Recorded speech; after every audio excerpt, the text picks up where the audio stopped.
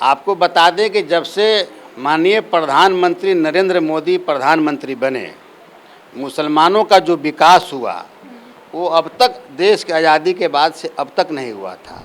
नेताओं का अपना पर्सनल उनका विचार हो सकता है, पार्टी का विचार तो नहीं है। गिरिराज सिंह केंद्रीय मंत्री है, गिरिराज कद्दावर सिंह का नेता उनका है। पर्सनल मामला है, पार्टी का ये विचार नहीं है। पार्टी ऐसा नहीं मानती पार्टी है। ऐसा नहीं मानती।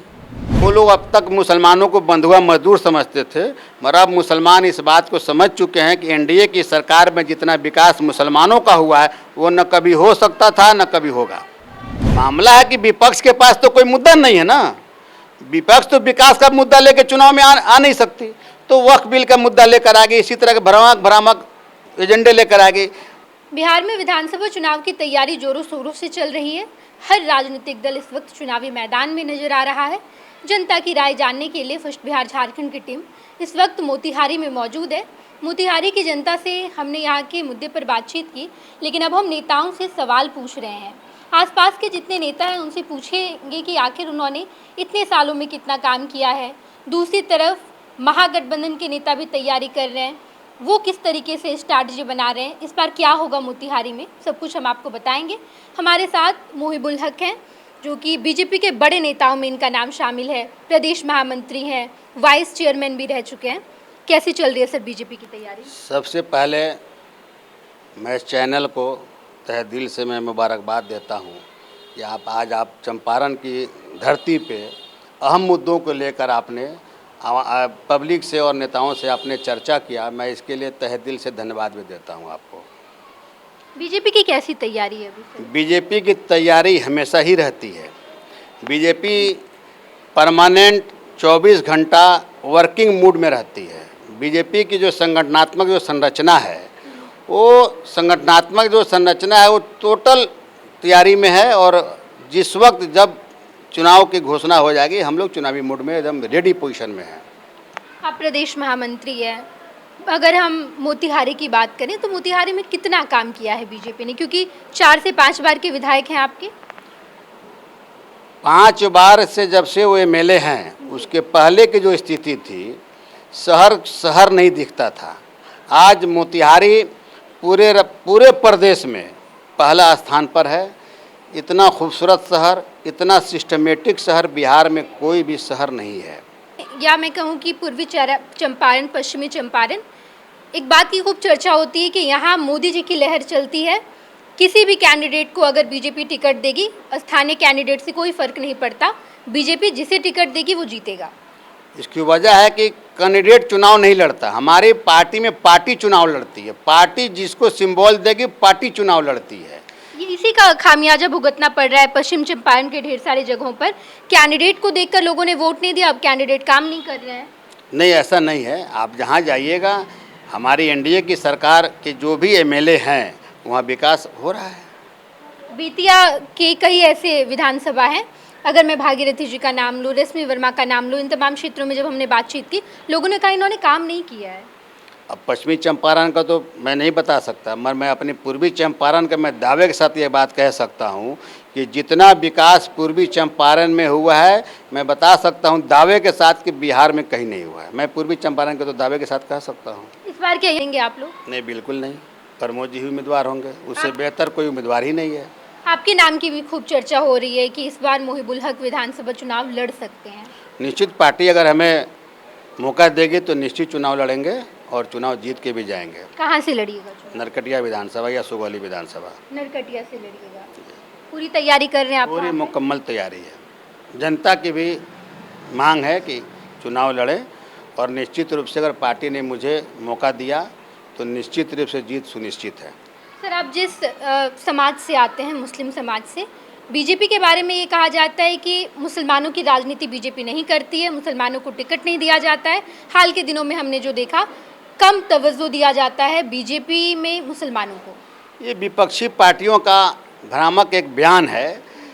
आपको बता दें कि जब से माननीय प्रधानमंत्री नरेंद्र मोदी प्रधानमंत्री बने, मुसलमानों का जो विकास हुआ वो अब तक देश की आज़ादी के बाद से अब तक नहीं हुआ था। उन्होंने एक पहला ऐसा प्रधानमंत्री हुए जो इन्होंने नारा दिया कि मुसलमानों का विकास उस वक्त होगा अगर एक हाथ में कुरान तो एक हाथ में कंप्यूटर की ज़रूरत है, और उन्होंने उसको बताया और आज हमारे बच्चे, जब से हमारी एनडीए की सरकार आई देश में, हमारे बच्चे बच्चियां आईएएस आईपीएस जजेज बन रही हैं।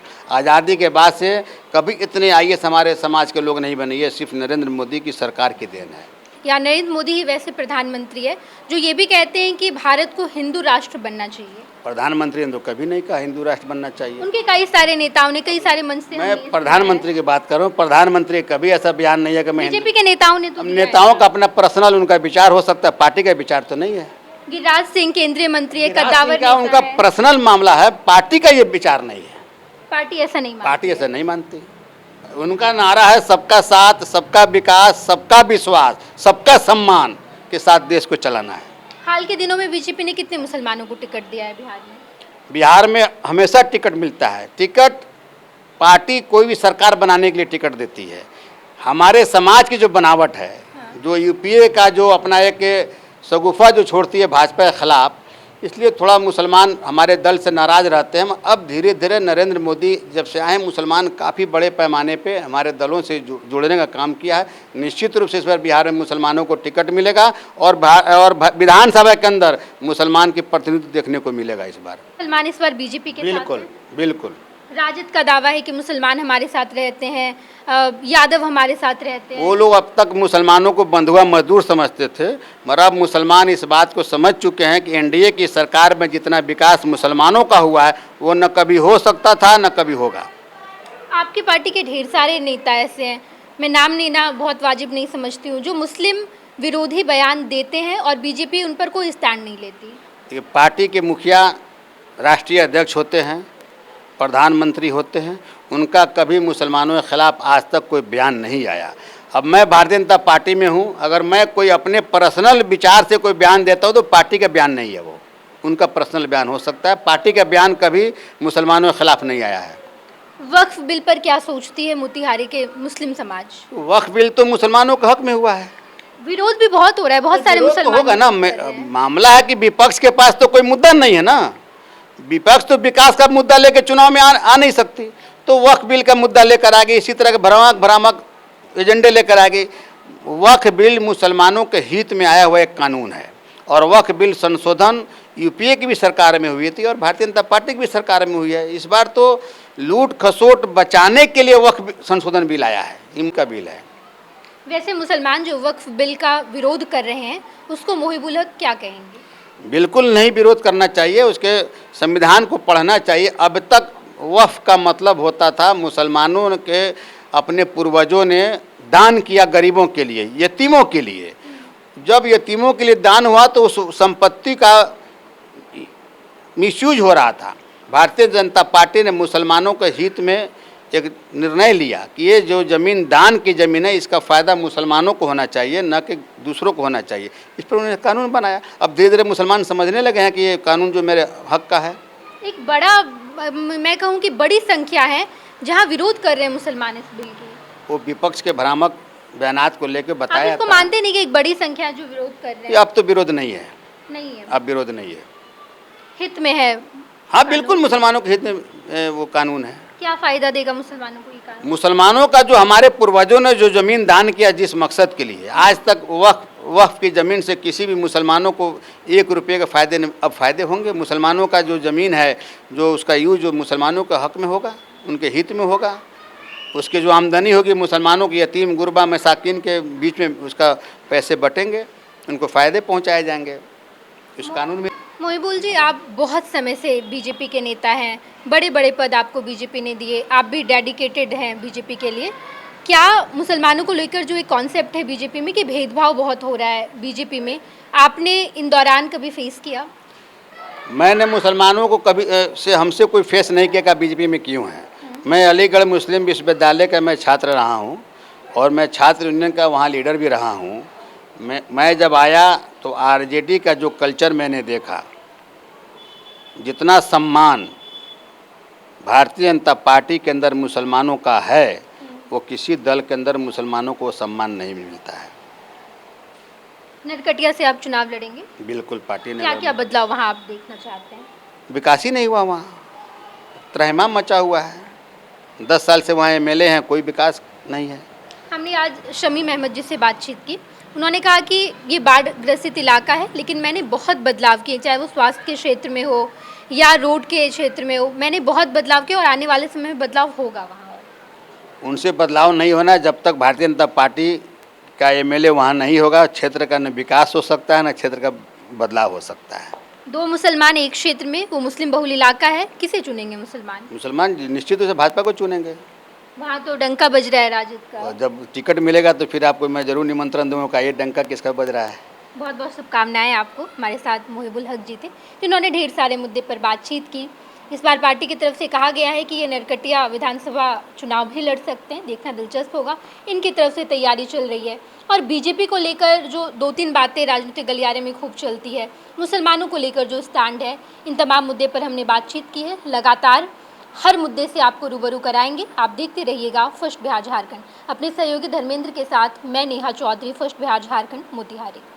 पनोरमा ग्रुप, जो सोचता है वो करता है। आपके अपने सपनों का आशियाना। ये लो मुंह मीठा करो, आज मैंने अपना जॉब छोड़ दिया। अब हम पूर्णिया वापस जाएंगे।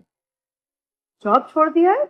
मतलब ये घर कैसे चलेगा? हम करेंगे क्या? और माँ बाबूजी क्या बोलेंगे? इसलिए मैं एक और मिठाई का डब्बा लाया। अपने बिजनेस के लिए लोन अप्रूव हो गया। अरे लोन अप्रूव हो गया वो तो ठीक है, लेकिन पूर्णिया में हम रहेंगे कहाँ? अपना घर भी तो नहीं है वहाँ। इसलिए तो एक और मिठाई का डब्बा अलग से लाया हूँ।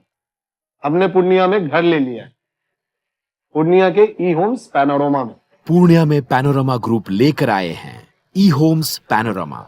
बड़ा घर, आलीशान जिंदगी और अत्याधुनिक सुविधाओं के संग। अरे अब क्यों मुंह मीठा करवा रही हो? क्योंकि हम घर वापसी जो कर रहे हैं। घर वापसी की खुशी पूर्णिया में ई होम्स पैनोरमा के संग। E Homes Panorama, luxurious lifestyle redefined.